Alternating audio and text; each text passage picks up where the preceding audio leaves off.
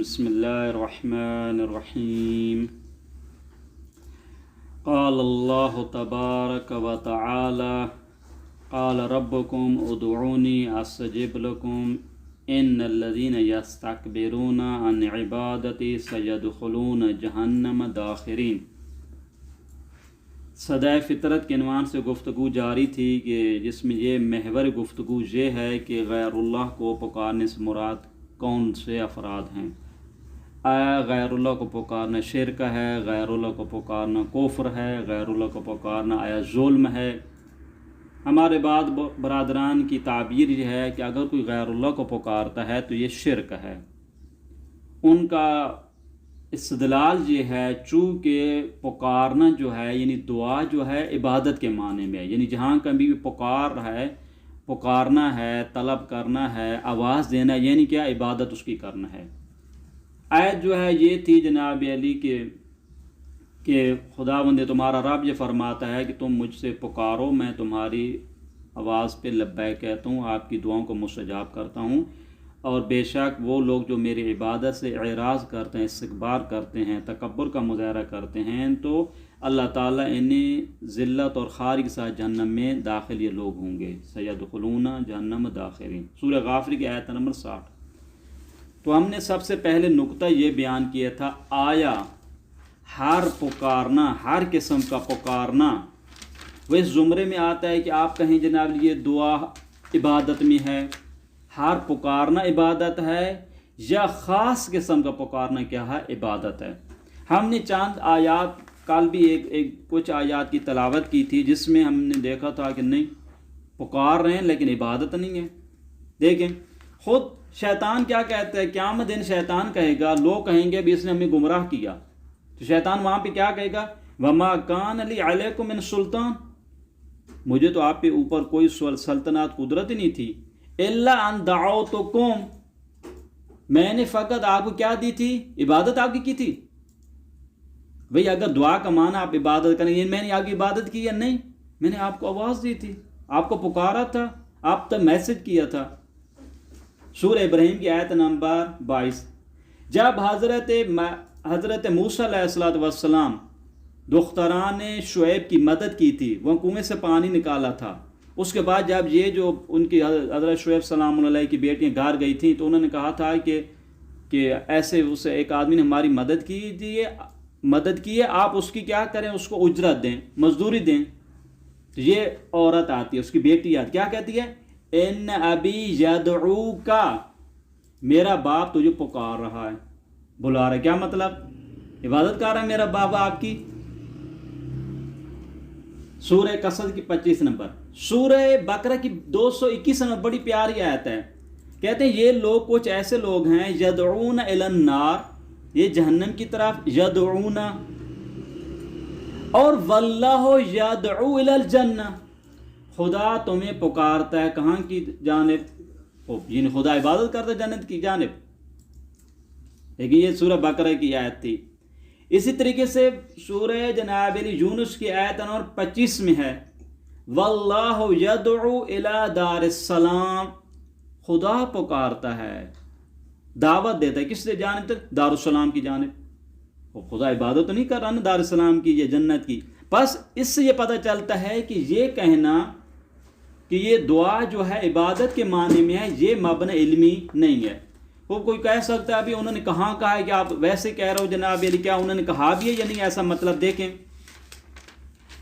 یہاں پہ دیکھیں، میں ابھی عبارت پڑھ رہا ہوں جناب علی، اعانۃ المستفید بشرح کتاب التوحید. التوحید کتاب جو ہے محمد ابن عبد الوہاب کی ہے، اس کی جو شرح کافی لوگوں نے کیا، صالح بن فوزان نے شرح کی ہے.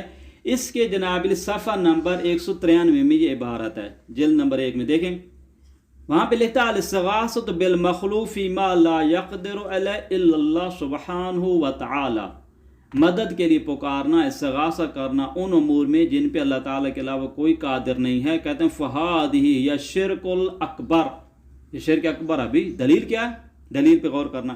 لأنہ صرف للعبادت غیر اللہ، لأنہ صرف للعبادہ لغیر، کیوں یہ آپ کا استغاثہ کرنا ایک قسم کی عبادت ہے غیر خدا کی.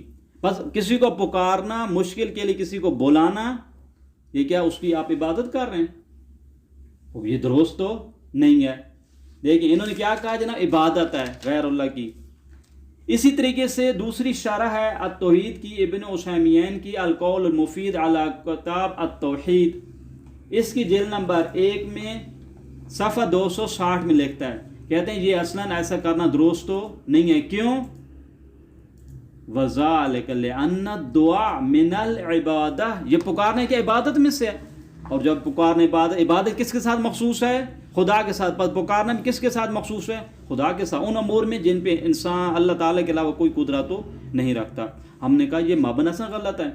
یہ جو آپ نے ذہن میں رکھا ہوا ہے کہ جہاں کہیں بھی پکارنا ہوگا وہ کیا ہوگا جناب علی؟ عبادت ہوگی، ایسی بات تو نہیں ہے. ہمارے پاس کافی آیات بیان کی ہیں کہ دعا کا معنی فقط عبادت نہیں. سوال ہو غیر اللہ سے مراد کون سے ہیں؟ کس پکار کو کہا جاتا ہے یہ عبادت ہے؟ آج کی گفتگو پہ دقت کیجیے گا. کس بلانے کو کہا جائے کہ آپ عبادت کر رہے ہیں؟ کیا قرآن کی ان آیات میں جن میں کہا کہ یدعون غیر اللہ، یا کہا گیا ہے کہ لا تدعو غیر اللہ، یا کہا گیا لا تدعو مع اللہ احدا، اس سے کون سے مراد ہے؟ غیر اللہ سے کیا مراد ہے؟ دون ہی سے کون سے مراد ہے؟ دیکھیں سورہ مریم کی جو ہے آیت نمبر 41 سے لے کر 49 بڑی پیاری گفتگو ہے، جس میں یہ پتہ چلتا ہے کہ یہ جو کہا ہے کہ غیر اللہ کو نہ پکاریں. جو غیر اللہ کو، اس غیر اللہ سے مراد کون سے لوگ ہیں؟ چونکہ قانون یہ ہے کہ قرآنی نظریہ بیان کرنے کے لیے ضروری ہے قرآن کی تمام آیات کو دیکھا جائے. آپ فقط اس آیت کو لیتے ہیں، آپ کہتے ہیں فلا تدعو مع اللہ احدا، اللہ کے ساتھ کسی کو نہ پکاریں. کیا یہ مع اللہ سے مراد کچھ بیان کیے گیا کہ مع اللہ سے مراد کون ہے؟ یہ کہا بعض جگہ ہے کہ یدعون غیرہ، جو اللہ کے علاوہ پکار. اس اللہ غیر سے کون سے لوگ مراد ہیں؟ غیر سے مراد کون سے ہیں؟ دیکھیں سورہ مریم میں آ جائیں، جس میں ہمارے لیے مشکل آج حل ہو جائے گی. دیکھیں خداوند کریم فرماتا ہے اعوذ باللہ من الشیطان الرجیم، سورہ مریم پارہ نمبر 16 آیت نمبر 41 سے میں شروع کر رہا ہوں. واذکر فی الکتاب ابراہیم انہ کان صدیقا نبی. خدا فرماتا ہے میرے پیارے رسول اپنی کتاب میں ابراہیم کا ذکر کیجیے. یہ ابراہیم کا ذکر کیے، یعنی اس کا مطلب ہے کچھ ہستیوں کا ذکر کرنا خود عین عبادت ہے. ہر سال آپ ذکر کریں. خدا نے تو قرآن میں ذکر کر دیا، کیا مطلب تاروز قیامت ذکر ہوگا؟ کیوں؟ اس لیے کہ وہ کیا صدیقہ نبی ہے، صدیق بھی تھے نبی بھی تھے. انہوں نے کیا فرمایا؟ اذ قال لابیہ، ابراہیم سلام اللہ علیہ نے اپنے بابا کی خدمت میں یہ عرض کیا لما تعبد ما لا يسمع، اب کیوں عبادت کرتے اس کی جو نہ سنتا ہے، ولا یبصر نہ دیکھتا ہے، ولا یغنی عنک شیئا نہ ہی تمہاری کوئی مدد کر سکتا ہے، نہ تجھے آپ کی حاجت روا کر سکتا ہے، نہ تجھے بے نیاز کرتا تھا کسی چیز میں بھی. دیکھیں دقت کیجیے گا، وہاں پہ بھی بعض جگہ تعبیرات تھیں کہ جو نہ سنتے ہیں نہ آپ کی مشکل حل کر سکتے ہیں. وہاں پہ بھی یہ تعبیر تھی. کہتے ہیں کہ آپ کیوں ایسے کی عبادت کرتے ہیں جو نہ سنتے ہیں نہ دیکھ سکتے ہیں نہ آپ کی مشکل کو دفع کر سکتے ہیں. یابت اے میرے بابا انی قد جانی من العلم، میرے پاس علم آیا، میرے پاس یہ یقین کا اس مرحلے پہ میں پہنچ چکا ہوں معلوم جاتے کہ جو آپ کے پاس نہیں ہے. یعنی اس کا مطلب ہے مجھ پہ وحی آئی ہے، مجھے کسی طریقے سے یہ معلوم ہو چکا ہے، حقیقت واضح ہو چکی ہے. فاتبعنی اہدک صراطا سویا، آپ میری اتباع کریں، میں آپ کی رہنمائی کروں گا کس جانب؟ صراط مستقیم کی جانب. یابت لا تعبد الشیطان، اے میرے بابا آپ شیطان کی عبادت نہ کیجیے. کیوں؟ ان شیطان کان للرحمن عصیا، شیطان جو ہے خدا کا رحمان کا نافرمان آدمی ہے، اس نے اللہ تعالیٰ کی معصیت کی ہے. کہتے ہیں یابت ہے یعنی اخاف ان یمسک عذاب من الرحمن، اے بابا مجھے خوف ہے اس بات کا کہ کہیں اللہ کی جانب رحمان اللہ کی جانب سے آپ پہ عذاب نہ آ جائے. فتکون للشیطان ولیا، تو صورت میں آپ شیطان کیا بن جائیں گے؟ دوست مددگار بن جائیں گے. قال، اب اس کے والد نے کیا کہا جب اتنی بڑی تبلیغ ابراہیم صلی اللہ علیہ نے کہا اراغب انت عن آلہتی یا ابراہیم، اے ابراہیم آیا تم میرے اللہ سے، دیکھیں آلہتی میرے اللہ سے آپ منہ موڑتا ہو، میرے اللہ سے آپ اعراض کرتے ہو، اس سے دوری کرتے ہو. اگر لم تنتے، اگر آپ ایسے کرنے سے باز نہیں آؤ گے، لارجمنک، تو میں آپ کو سنسار ضرور سنسار کروں گا. بھئی جرم کیا ہے ابراہیم صلی اللہ علیہ کہ اس نے ایک ہی کہا بھی ان کی عبادت نہ کرو. کہ اگر آپ نے ہمارے خداؤں کو برا بھلا کرنا ایسا نہیں چھوڑے گے تو میں آپ کو سنسار کروں. وہجرنی ملیہ، آپ یہاں سے چلے جاؤ ہمارے پاس سے، ایک لمبی مدت یہاں سے یوسف میں چلے جاؤ یہاں سے. اب انہوں نے کیا فرمایا، ابراہیم علیہ السلام فرمایا قال السلام علیک، آپ پر سلام ہو، ساستغفر لک ربی، میں پروردگار کی خدمت آپ کے لیے استغفار کروں گا، انہ کان بی حفیظ، جو خدا میری نسبت بڑا مہربان ہے، آپ کے لیے دعائیں بخشش کروں گا، خوب آپ کام غلط کر رہو، بتوں کی پرستش کر رہو. اب یہاں پہ دقت کریں گفتگو کی، آیت نمبر 48 پہ غور کرنا. ہر ابراہیم علیہ السلام فرماتے ہیں وَأَعْتَزِلُكُمْ، میں تم تمام لوگوں سے اعتزال کرتا ہوں، دوری کرتا ہوں. اور کن سے؟ وَمَا تَدْعُونَ مِن دُونِ اللَّهِ، اور ان سے جنہیں تم پکارتے ہو اللہ کے علاوہ. ابراہیم علیہ السلام کیا نہیں کہہ رہے ہیں؟ اپنے والد کو، جنہیں تم پکارتے ہو اللہ کے علاوہ ان سے بھی میں دوری اختیار کر دوں گا. کون ہے جن کو؟ پہلے انہوں نے کیا کہا تھا؟ آلیتی، آپ ہمارے خداؤں سے ایسے کرتے ہو. اب یہاں پہ کیا ہے؟ وَعَدُ ربی، اور میں اپنے پروردگار کو پکارتا ہوں، مجھے امید ہے کہ پروردگار مجھے اپنی پکار میں جناب محروم نہیں کرے گا. کہتے ہیں فَلَمَّا اعْتَزَلَهُمْ، جب ابراہیم علیہ السلام ان سے اعتزال کیا، ان سے دوری اختیار کر دی، کنارہ کش ہو گئے. اور وَمَا يَعْبُدُونَ مِن دُونِ اللَّهِ، اور جو عبادت کرتے تھے اللہ کے علاوہ. اب یہاں پہ دون اللہ سے کون سے مراد ہیں؟ بس اس آیت کیا بتاتی ہے؟ بتاتی ہے کہ غیر اللہ سے مراد کون سے لوگ ہیں؟ آلہہ، معبود، معبودوں کو جو پکارتے ہیں ان کی بات ہو رہی ہے. دقت کیجئے، دیکھیں آیت دوبارہ میں پڑھ لیتا ہوں. وَأَعْتَزِلُكُمْ، آپ سے میں اعتزال کرتا ہوں، آپ سے جدائی کرتا ہوں، آپ سے دوری اختیار کرتا ہوں، اور ان سے جنہیں تم پکارتے ہو من دون اللہ، اللہ کے علاوہ. وہ کن کو پکارتے تھے؟ واضح سی بات ہے، کن کو پکار؟ من دون اللہ کون سے لوگ ہیں؟ تدعون، غیر اللہ کو جو پکارتے تھے. ابراہیم علیہ السلام کی امت کن کو، قوم کن کو پکارتی تھی؟ واضح سی بات ہے، وہ بتوں کی پوجا کرتے تھے. اب یہاں پہ دقت کی آپ نے، پس ہر غیر اللہ سے مراد کون ہیں لوگ؟ معبود. اگر کوئی کسی غیر اللہ کو معبود کے عنوان سے پکارے تو یہ شرک ہے، ہم بھی کہتے ہیں.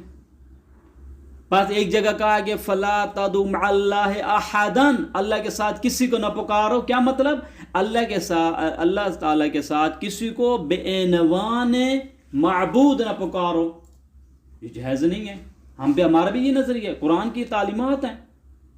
اسی طرح دیکھیں سورہ ہود میں خداوند کریم کیا فرماتا ہے؟ دیکھیں سورہ ہود کی آیت نمبر 101 ہے، وہاں بھی کیا تعبیر ہے؟ دقت کیجیے.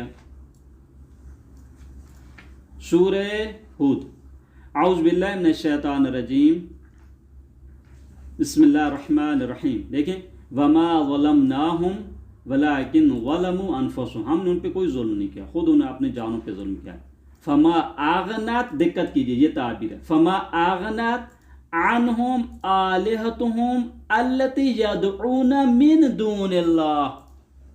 کہتے ہیں یہ جو ان کے آلہہ تھے، دیکھیں اغنت کا فاعل کون ہے؟ آلہتہم. کہتے ہیں یہ جو ان کے معبود ہیں انہوں نے ان لوگوں کو بے نیاز نہیں کیا. یا معبود کون سے ہیں؟ یہ وہ لوگ ہیں جنہیں یہ پکارتے تھے من دون اللہ سے ہٹ کے، اللہ کے مقابلے میں انہیں پکارتے تھے. کون؟ آلہتہم، ان کے معبود.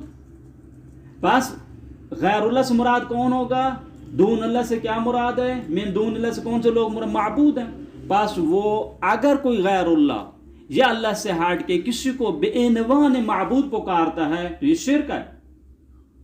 میرا سوال یہ ہے کہ آیا کوئی کہتا ہے یا رسول اللہ، آیا کوئی جب یہ کہتا ہے یا علی یا حسین، کیا مولا امام حسین کو یا مولا پاک رسول صلی اللہ علیہ وآلہ وسلم کو یا مولا علی علیہ السلام کو بے عنوان معبود کہتا ہے کہ میری مدد کیجئے، پکارتے ہیں؟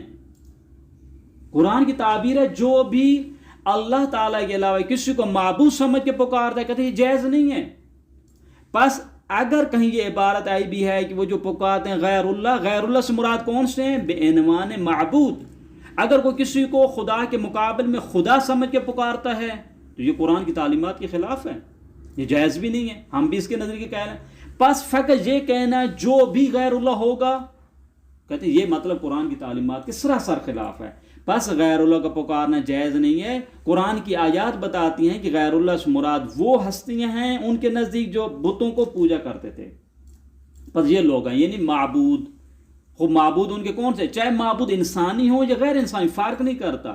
اگر وہ عیسیٰ علیہ السلام کو معبود سمجھ کے پکاریں، فرشتوں کو پکاریں، جنوں کو پکاریں، حجر کو پکاریں، بتوں کو پکاریں، درختوں کو پکاریں بعنوان معبود، یہ شرک ہے، یہ درست بھی نہیں ہے۔